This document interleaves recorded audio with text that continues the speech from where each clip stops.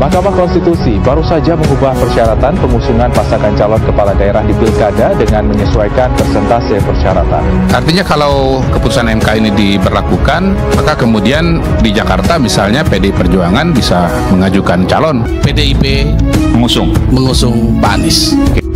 Woi, PDIP, ayo dah bergabung dong. Nah, ini juga teman-teman yang dari PDIP. Ajak dong, tinggi-tinggi biar bergabung. Nih gue udah pakai baju merah nih. Apakah PDI Perjuangan akan mengajukan Anies Baswedan atau Ahok atau misalnya nama-nama yang lain? Kalau saya sih berharap jangan Anies. Kan Anda kan pelaku survei. Anda percaya nggak dengan survei-survei yang dilakukan SMRT? Oh, percaya. Nah, Anies yang tertinggi for the time being. Ini saya tambahkan. Waktu Pilpres dulu, partai PDIP awalnya Anies juga unggul, tapi ujungnya kalah. Kau dari ini takut banget sih sama Anies. Nggak takut. Takut Anda kelihatan bener takut. Mana ada pemenang takut? Oh, takut. Ini data historis. Awalnya Anies menang, tapi Anda itu takut kalau Anies nyalon. Oh, jangan takut, maju aja. Baru kali ini sejarah mencetak bahwasanya kader PDIP dan anak-anak Abah sama-sama berpesta.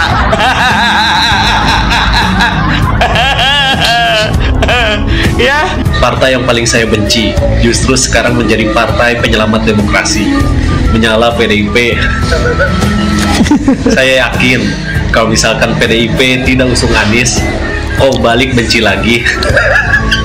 Ketua Umum PDI Perjuangan Megawati Soekarno Putri menyatakan partainya tidak mudah mendukung seseorang untuk dicalonkan dalam pilkada. Pernyataan ini merupakan tanggapan isu dukungan partainya terhadap Anies Baswedan di Pilgub Jakarta. Itu Satgas apa ya? Kok namanya Satgas hitam ya?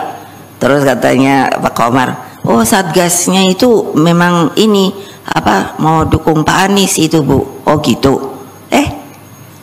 Aku bilang enak aja ya. Ngapain gue suruh dukung Pak Anies? Dia bener nih kalau mau sama PDI. Kalau mau PDI jangan kayak gitu dong ya. Ya tinggal mau nggak nurut ya. Lihat dong. Dia tepuk tangannya, tan ibu-ibu aja nggak nepok tangan. Hehehe. Tepuk tangan lagi. Udah saya tuh suka jadi garuk-garuk kepala lu. Enak amat ya. Sekarang kita dicari dukungannya, Yop. Bingung saya lu. Lalu kamu kemana ya kemarin sore ya? Oh iyalah. Ayo, Mbok jangan gitu dong. Iwan relawan Pak Anies di 2024 ini Pilpres. Yes. Oke, saya saran kepada Pak Anies jangan diajak lagi Mas Iwan ini. Kenapa? Ya karena memang faktanya di Pilpres 2024 Anies Baswedan di Jakarta, di kampungnya sendiri, di basisnya sendiri kalah dengan Prabowo Gibran. Tadi Pak Ridwan Kamil mengatakan singkatan-singkatan bagi calon kita ini. Ada yang bilang ridho, ya keinginan beliau. Ada yang bilang rawon. Tapi saya mau mengatakan ada rindu di sini. Rindu dari penduduk Jakarta yang melihat gubernurnya itu tidak fokus melaksanakan tugas-tugas sebagai gubernur Jakarta, tapi lebih sibuk berpolitik dan bahkan berkompetisi dengan pemerintah pusat. Bang Kodari, Anies Baswedan ini saya jelaskan ya. Kalau bukan masuk suara luar negeri, itu kalah Prabowo 300.000. Kita harus kembalikan ya. Menang atau kalah? Kalau tidak masuk suara luar negeri, menang atau kalah? Kalah Prabowo. Kalah 300.000. Kalah di Jakarta. Kalah. Nggak bisa diperlakukan kayak pemilu legislatif. Gubernur menurut undang-undang kita dan menurut sistem pemerintahan kita adalah kepanjangan tangan dari Presiden Republik Indonesia, dari pemerintah pusat. Tugasnya adalah menjadi pelaksana program pusat, agenda pusat.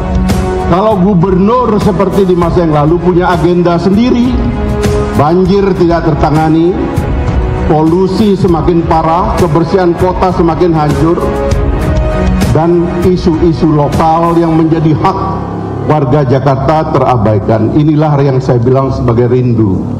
Jadi gini, kan mengajukan calon itu kan ada dua pertimbangan besar. Pertama kuantitatif, hasil survei, kemudian kualitatif. Nah, kalau bicara kualitatifnya, PDI Perjuangan ini beda dengan partai-partai yang ada di Kimples. kalau Kim Plus ini mau bergabung dalam pemerintahan nasional. Nah, sementara PDI Perjuangan kan enggak gitu. Sehingga PDI Perjuangan tetap maju dengan calonnya sendiri. Untuk diingat teman-teman, Pilkada 2024 yang serentak ini ketika dirancang tahun 2016 sebetulnya tidak cukup membayangkan, nggak nyampe itu imajinasinya bahwa hasil pemilu tahun 2024 di tingkat nasional itu bisa punya implikasi yang besar pada pilkada. Jadi pencalonan pilkada itu ternyata terkait dengan apakah partai politik mau masuk dalam kabinet yang ke depan atau tidak gitu.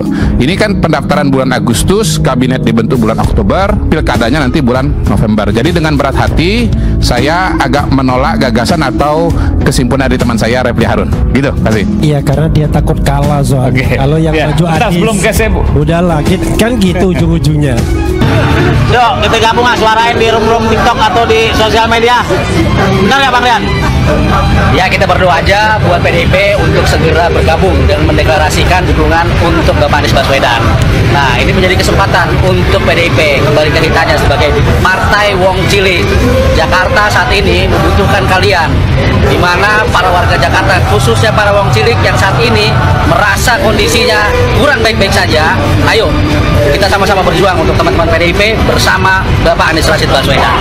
Mbak, ini kocak banget nih. Anak abah, lihat nih anak abah. Jalan buntu Anies menuju pilkada pupus. Tiket habis diborong untuk Ridwan Kamil. Dan ini yang dilakukan anak-anak abah. Masa pendukung Anies geruduk markas PKS. Syukurin. Mana lu anak abah yang bilang abah Anies gak butuh partai. Ya sekarang abah lu jadi game to the bell politik. Kalian perhatikan ya, koalisi perubahan Abah Burkun itu satu persatu penjilat ludah sendiri. Dimulai dari Abah Burkunnya habis mati sepah dibuang gitu ya kan, muka tembok. Terus kemarin dia juga yang bilang tidak semua orang tahan menjadi oposisi, alah kentot. Makanya anak-anak abah yang self-claiming cerdas, politik itu nggak ada musuh, nggak ada lawan, semua demi kepentingan mereka. Makanya aku paling sama orang-orang yang memanfaatkan agama demi kekuasaan. Dan puncak komedinya adalah ini barusan posting nih. Ada potensi PDIP dukung Anies di Pilgub Jakarta. Waduh, ini seru banget kalau bisa terjadi. Nggak sabar sama kadrun-kadrun anak-anak abah yang menjilat ludahnya sendiri seperti Abah Burkun. Ketua Umum PDI Perjuangan Megawati Soekarno Putri resmi mengumumkan 6 bakal calon gubernur dan wakil gubernur untuk bertarung dalam Pilkada serentak 2024. Tapi untuk Provinsi Jawa Barat, Jakarta, Jawa Tengah, dan Jawa Timur masih akan disampaikan Megawati pada pengumuman calon kepala daerah gelombang ketiga pada 27 Agustus nanti. PDI Perjuangan tetap akan mengusung calon gubernur Jakarta mengikuti aturan dari Mahkamah Konstitusi. Megawati juga sempat menyinggung pendukungan Anies Baswedan.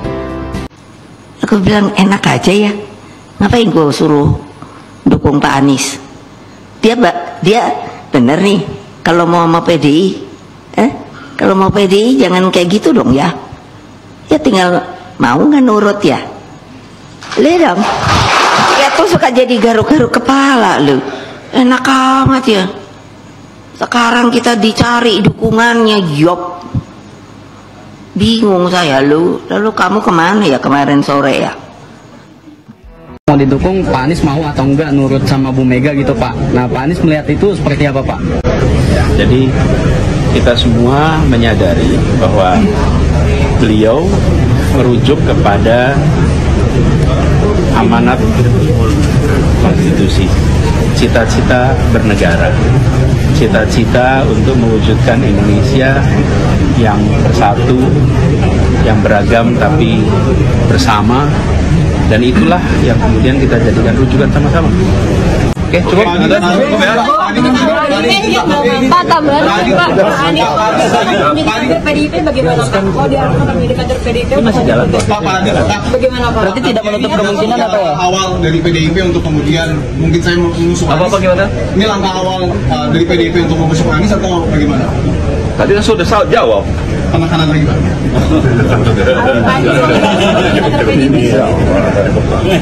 Kalau saya, insya Allah. Oke. Tapi Pak Anies, tapi kalau Pak Anies jadi diusung, cocoknya sama siapa Pak? Ini kan nama.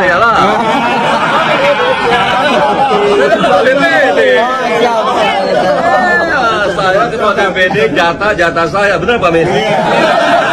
Oke, cukup ya. Anies, Aming, Asegan AA. Mahkamah Konstitusi